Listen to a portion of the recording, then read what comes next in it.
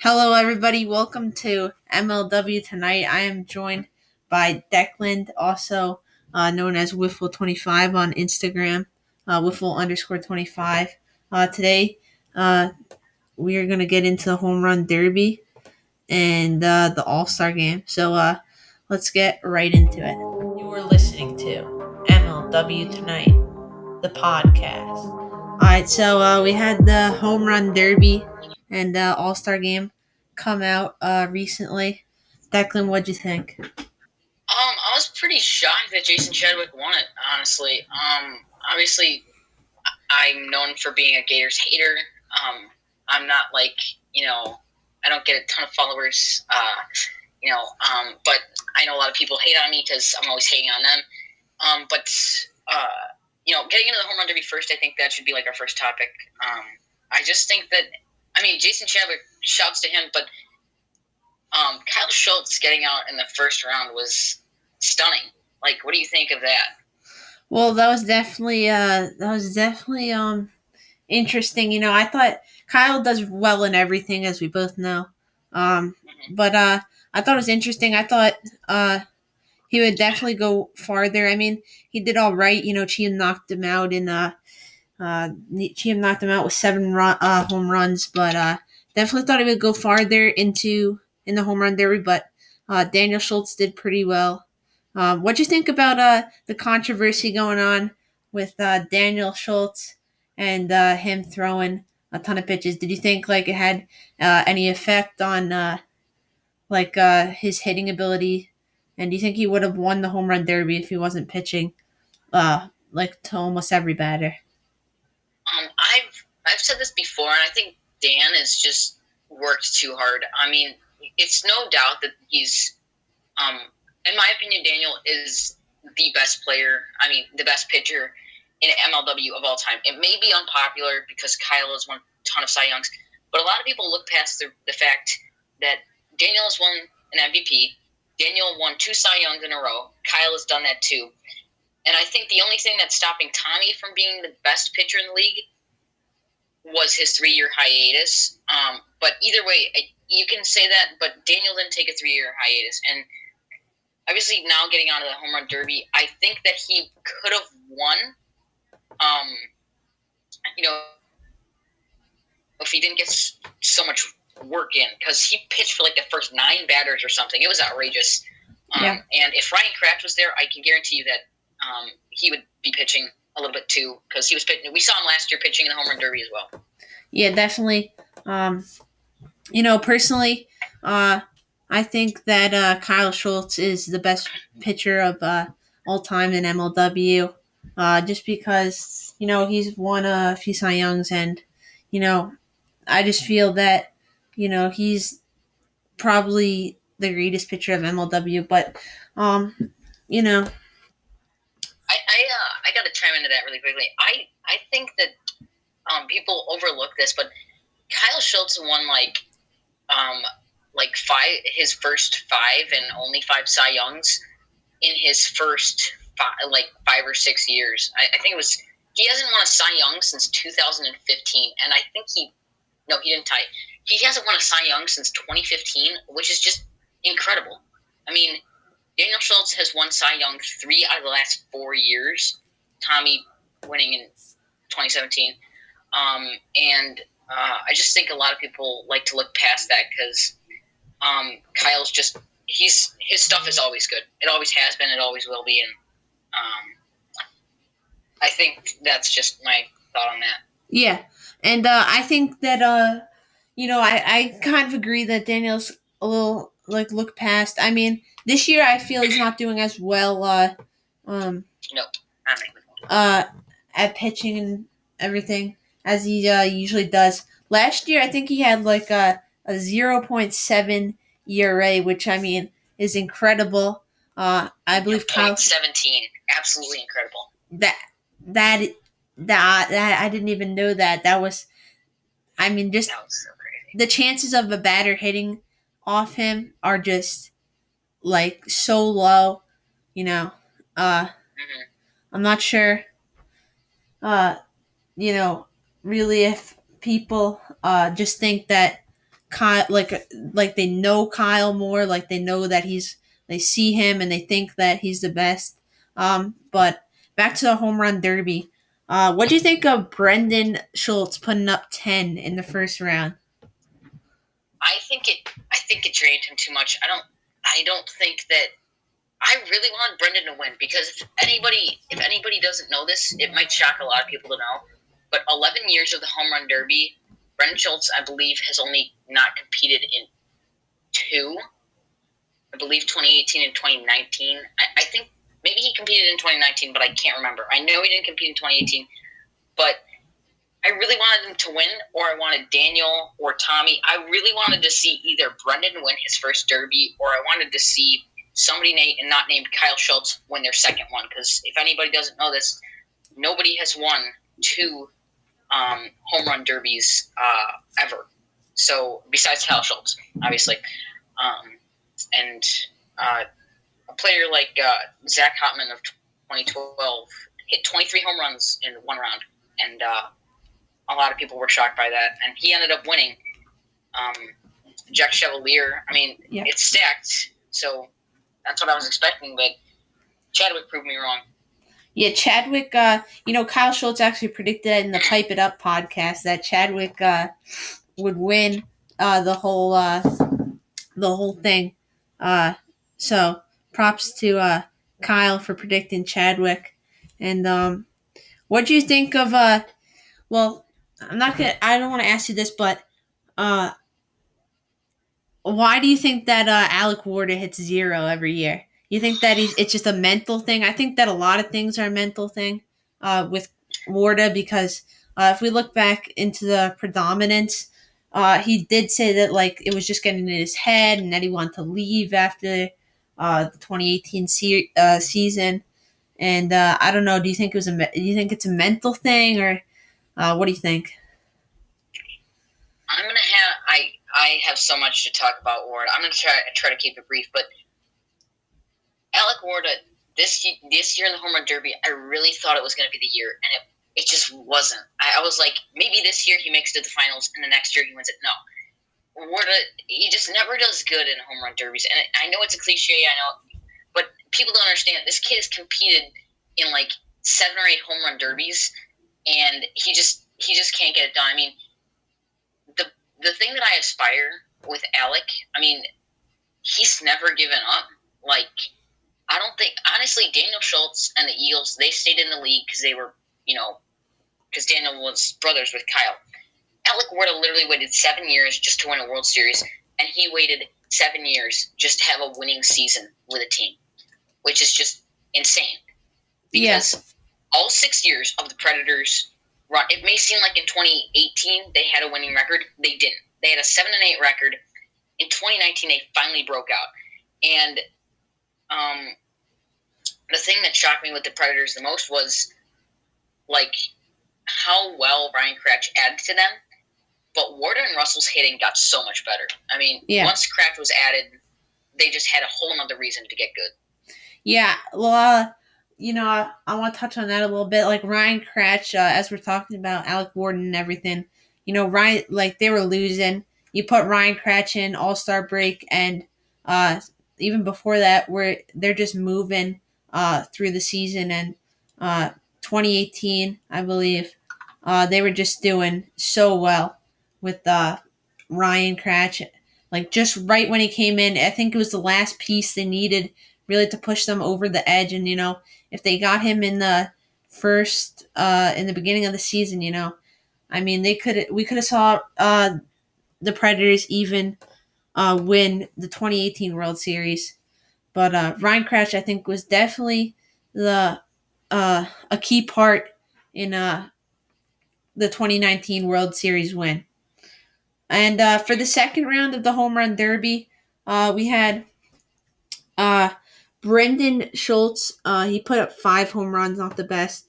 We got Chris Cheatham, who put up 12 home runs. And not 12, he put up 5 as well. And we got 12 would be a lot. We had Jason Chadwick put up 11 home runs, and Dan put up 12 home runs. Dan did very well in the second round. So did Chadwick, obviously. Cheetah and Brendan, they got tired out. Uh, Definitely probably got tired out in the second round. But you know, with Dan, do you think that he put up 4 in the last round? What do you think contributed to his 4? Do you think it was the pitching that contributed to his 4 in the last round? Do you think he was just tired? Yeah, bear with us, everybody, because we kind of talked about this just to start the pod, but we want to emphasize it more. But Daniel's pitching 100%. I mean, it drained him, and I think Chadwick. In my opinion, Chadwick still would have won, because even everybody, if you say that Daniel was pitching to only some people, I think that Chadwick still would have won, because A, Chadwick hit 10 home runs, and B, Daniel was 6 home runs off of that. So if you're like in a range of like 2 to 3 home runs, then I'll say sure. Yeah. But it's 6 home runs away, and I just think it's a little far-fetched. Yeah, and Chadwick went on to win it. He did very well, obviously, in the last round, just destroying him, 12 home runs. He just kept the momentum going, and really, won the home run derby by a wide margin. And I was actually very happy to see him win the home run derby, a new face and everything, just come into the league and do really well. Just happy to see him, and he did have a big smile on his face in the Instagram for MLW, holding up that trophy. But now we're gonna get into fun fact to everybody. Sorry about that. Sorry for cutting you off, but go ahead. Just fun fact to everybody. I posted this on MLW's Instagram post about the Home Run Derby. Jason Chadwick is only the second person in the 11 years of the Home Run Derby to ever win a Home Run Derby in their rookie year. So that is pretty cool to think about. And the last one was done in 2012. So like 8 years later. So just thinking about all that gap is just crazy. Yeah, you got veterans winning it. Obviously, Kyle Schultz. Do you know what years Dan won the Home Run Derby? Daniel won 2014. In 2013, Jack Chevalier just barely edged out Noah. Zach Hopman destroyed like 23 home runs in one round in 2012. Tommy Coughlin 2011. 2014 was Daniel Schultz. I already said that. 2015 was Clayton Price. 2016 was Kyle Schultz. 2017 was Drew Davis. And Kyle Schultz for 2018, 2019. Jason Chadwick for 2020. And I just talked like I am an absolute nerd about MLW. Yes, I am. Thank you, everybody. But you know your facts. We'll get right into the All-Star game right now. So, first inning, and starting off the game, what did you think? Do you think it was going to be AL or NL? I 100% thought it was going to be AL. I'm a diehard Mailers fan, but I'm sorry for calling out Daniel right now. But Daniel, you made the stupidest decision in your life, putting Jorgensen out there. And I think that this 100% proved, as everybody knows, I'm a known Gators hater, so thank you, everybody. But I think that this 100% proves that the Mallards would have done better. Yeah. Well, I think they would have won the series, in my opinion, because if it wasn't for Speedgate, I mean, we just saw the AL score 6 runs before Jorgensen could even get an out. So yeah. It's an all-star team, but let's just consider that 2 all-stars were sitting out that game. So yeah, I was watching the all-star game in the first inning, and I saw that Jorgensen's curveball didn't really have a lot of movement on it, and they were just not doing too well. I feel like Cheatham should have came in and pitched. You let Jorgie have the first inning after he gets rocked. I think you take him out maybe. Kyle Schultz. We got Kyle Schultz, Drew Davis, just everybody contributing to that 5 runs in the first inning. Not looking good. And as Daniel mentioned in the Pipe It Up podcast, it was like the first time, he really felt a hard beating in like 5 or 6 years. This guy had, as we stated earlier, a 0.17 ERA, which is just unheard of. So it was definitely, definitely very surprising to see just, them getting beat so bad. Uh, what do you contribute the first inning, like what is the momentum? What do you think really led like everybody to come in, everybody to contribute? What do you think caused that like spike where everyone was so hype and everyone was just hitting home runs and getting on base?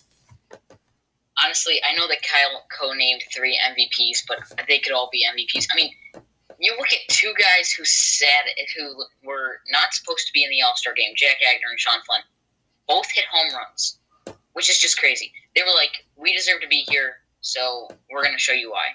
And I think that's just the beauty of the game. I mean, back in the old days, MLW would play with like 2 guys, so maybe like the Predators, for example, Alec Gorda was always bringing in his friends. And that's the beauty of the game. Anybody can do good on any given day. And I think that Sean Flynn and Jack Agner proved that. Yeah. So obviously, the AL went up to win it 11-0. Did you think it was like a really interesting game, or did you find it boring to watch after they were sweeping them in the first inning? I just loved it how Tommy pitched 2 scoreless innings and had a double. It wasn't a single with an error. It was actually a double and a move to third because Tommy got the double and then he got into third on an error. So that was, in my opinion, the best part of the National League game was just Tommy Coughlin. That's it. Nobody else. I mean, Norp surrendered a run. Daniel surrendered like a billion runs. And Jorgensen surrendered like probably more runs than there's people in my school right now. So I just he surrendered a ton of runs, and Tommy proved that Jorgensen shouldn't have been the guy to start because I just think that he proved that for sure. I want to hold you here 1 second. I want to say, Tommy, like I feel like he's a veteran in this league. Obviously, he is a veteran, but I feel like just being a veteran in the league, I feel like it helped him out. In the ins and outs of the league, how to pitch to the guys, and even the rookies that he's never really seen before. I think he did really well pitching to them, and just taking that leadership and making sure that he didn't give up any runs. But it was 11-0 win by the AL in the lead. I feel like the AL was really just doing very well, uh, just doing very well in the All Star game, and they took 11-0 lead. For they've obviously just finished the halfway through. What teams do you expect to make a playoff push? I think the playoff teams are pretty set in stone with everybody right now. I'm sorry, Magic fans. I don't see the Magic going to the playoffs this year. I was saying it at the beginning of the year. I didn't see them making it.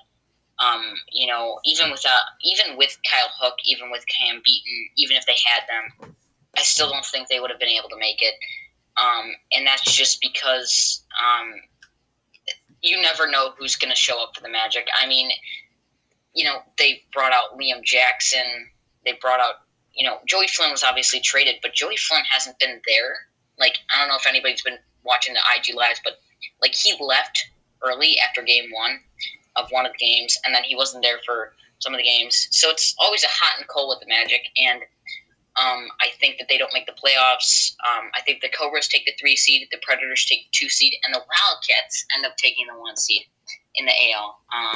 And I just think, I just don't think that the Preds can rebound from that. What do you think? I actually had a question. I had another question. I know I'm asking you a lot of questions, but obviously you're not the biggest Gators fan, but they are rolling right now. Yeah. They're doing very well, and you know what? Like, do you think that the Gators? Do you think that they will be a very dominant team in the playoffs? Honestly. 100% this team is winning the National League. I've been trying to put it off, but I know they're going to win it. And I think the Mallards are going to be the 2 seed, even though it's clear that the Mallards lost probably 2-1 against the Eagles in the series. But I just think that the Gators sweep the Eagles, and they lost one to the Diamondbacks on IG Live. And so I think they're just going to be 12-3. And I think Gators in first, Mallards in second, and Eagles in third, D-backs in fourth. Mallards demolished Daniel's pitching. I mean, he hasn't been that good this year. We've known that. And I don't think that the Gators can get past Tommy's pitching. We have seen time and time again that this Mallards team can absolutely dominate whoever stands in their way of a postseason game. Last year, I think the problem was not developing Johnny Bean enough, and I think that's the reason why they didn't make the World Series. If Johnny Bean played the whole season, I have a very strong argument that the Mallards would have made the World Series. However, I don't think that the Gators can push. I don't think they have the hitting. I know that Chris Cheatham has hit 3 home runs through the first 9 games. I just don't think that they have the hitting because for some reason, at Wiffle in the Mitten last year, we saw Chris Cheatham pitching for Brendan Jorgensen and Chris Cheatham's team, and now he's just pitching game 2, which I kind of find confusing. But I don't think that the Gators will move on because of their lack of postseason experience, which, in my opinion, absolutely makes the difference because postseason Noah is much different than regular season Noah, and that's kind of the reason why the Mallards have always been good in the postseason. Yeah, I definitely agree with that. We see it in Major League Baseball as well that, you could have a really good young team. They could do well in the regular they could do very well in the regular season. The Twins as well. Oh, yeah. But I just wanted to pull up the stats for you guys on and the standings. Just to state it off, we got the Great Lakes Gators in first place. They won 7 games and have lost 2. Their winning percentage is .778. We got the Wildcats in second with 6 wins and 3 losses. Midwest Mallards, 5 wins and 4 losses. Pacific Predators, 5 wins, 4 losses. Eastern Eagles, 5 wins, 4 losses. And Coastal Cobras, 4 wins, 5 losses. And Metro Magic, 2-7. And Downtown Diamondbacks, 2-7. So,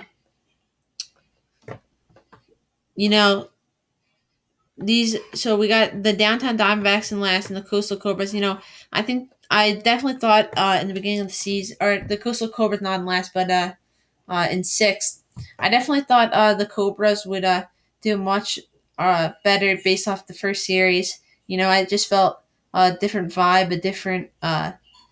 It just felt like this was the year for the Cobras, but as I'm reading off the standings, they're 4-5 now.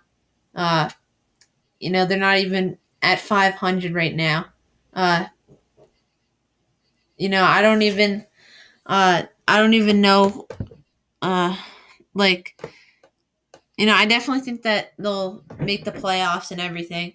They're obviously in a 6th spot, but I thought they'd be doing better. I thought they'd be closer to the top of the leaderboard right now.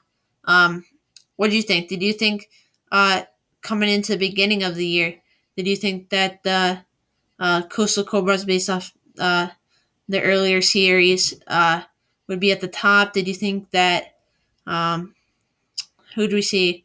We saw the. Did you think that the um, did you think that the Pacific Predators would be all the way towards the top? Did you think the Eagles? Who did you think would be at the top of MLW by the end of the season? Just based off the beginning of the year. Based off the beginning of the year, like the first series, I thought it was going to be the Coastal Cobras. I really thought that this. I don't like the Cobras, but I love their lineup. Here's the thing. What people don't know about the Cobras is they absolutely surged in 2017. They won against the Predators. A 4-11 team named the Cobras beat the Predators. A bunch of high schoolers facing off against university kids, and then literally destroyed, in my opinion, the worst Wildcats team we've ever seen. You can pull up the 2019 regular season Wildcats. I don't care. They could have won probably 9 games. The 2017 Wildcats, it's no offense to any of the team, but I think it was the worst one. But Drew Davis threw a perfect game in the first game, and then they went on to sweep. This was a Wildcats team that never failed to make the World Series, and the Cobras just dusted them. So I think that the Cobras this year, if they're standing with the trophy at the end of the year, I'm not going to be surprised. Yeah, right now I'm a little surprised by where they are.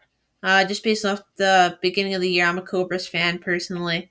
A lot of people don't like the Cobras, but based off the beginning of the year, we got Andy Durand looking good, looking sharp, looking fancy. I'm glad to see him back with the Cobras. Yeah, definitely. The Eagles wasn't the right spot for him. It just did not look good. But definitely thought that the Cobras would be doing better at this point, just based off the first series. But we'll have to see, who comes out on top. At the end of the year and going into the playoffs. Yeah, I just want to say one more thing about Andy Durand. This kid has paid for literally like 1 million T-shirts, and he's only been in the league for like 4 years. Okay, so his first year in 2017, he had to pay for the Coastal Cobras jersey. The next year, Drew redesigned jerseys, and he had to get another one. In 2019, he had to get an Eagles jersey. In 2020, he had to get the new Cobras jersey and then get the alternate Cobras jersey. Yeah, this kid has had 5 jerseys in literally 3 years of playing. It's insane. I'm actually very excited. If you guys don't know, the Cobras are coming out with some new jerseys. I believe in 2 series we're gonna see them. I think I'm pretty sure that they are the baby blue jerseys. Correct me if I'm wrong. Right now, but white. White? They're like white dry fit. Yeah, they're like white dry fit. Have you seen them? No, I actually haven't seen them. I don't want to spoil it. But I don't want to get your hopes down. The white ones, I like the baby blue ones, but the white ones should be interesting to see what they look like. And Drew Davis is doing a lot of stuff as a manager. Maybe some of the stuff that he's doing, maybe he should take his time doing some other stuff instead of jerseys and buying some smoke bombs, red smoke bombs. In my opinion, Drew could do a little better on the managerial side of things, and just try to like focus on players, making them comfortable, like moving things around, planning things instead of some of the stupid things he does. Not stupid. I definitely think that Drew Davis is a cool person, but I think he could spend his time a little bit wiser. I want to thank you, Declan, for coming on today. We're approaching 30 minutes on the pod right now, and I just really want to thank you for coming on. Do you want to say anything about your Instagram? Do you want to say anything you want? The clock is yours. All right, thanks. So thanks for having me, obviously. And of course. It was great. I hope I'm on next time. I think it was a great first discussion on the pod, and I really think that we could talk about more than just like MLW. Maybe get like historical facts and even talk about our leagues a little bit. I'm really liking what this guy is doing with his league, and if you guys are starting your own league, I'm just going to tell you right now, don't just copy MLW by the books. I mean, do what you want to do, and don't just be like, well, they're doing this, so we got to do this. Just think of your own ideas. Like, I'm not saying that Kyle Schultz doesn't like do enough, but Kyle Schultz, he comes up with these ideas, and like you're saying, well, now we got to add 2 outs to the scoreboard. You should just do what you want to do. You shouldn't have to, Yeah. just constantly be copying someone. Yeah, you definitely don't want to copy them. Just have fun with what you can do, and just try to be unique. I feel like it isn't fun. Just like I always think about this when I'm editing. What can I do better? What can I do differently? To even engage my audience more. And sometimes I'm just thinking, what can I do to put up to the par of MLW? And that's not the attitude you want to have. You want to think outside the box, you guys. You want, when you're starting a league, it definitely is a lot of work, but you want to try to think outside the box. You want to live a fun life, obviously. Don't always copy people. That's the message we're leaving you with today. Exactly. But just have fun with everything. It is a lot of work creating a league, but really just have fun. Be unique. Be yourself. That's all I really got to say. Make sure you subscribe to us on at NMLW on YouTube. Just subscribe to us on YouTube. Follow us on Instagram at NMLW. Follow Declan at Wiffle_25. And that's all I gotta say. Really, I just want to say, if anyone wants to get sponsored on this, I'll even do it. Affiliatively. If you shout us out, and then I could give you a little sponsor on here. Just reach out to me, and I just want to thank Declan so much for coming on. I hope I have him on last time. He knows so much about Major League Wiffle Ball. But thank you, Declan, for coming on. And All right, thanks for having me on. We will see you guys next time. See ya.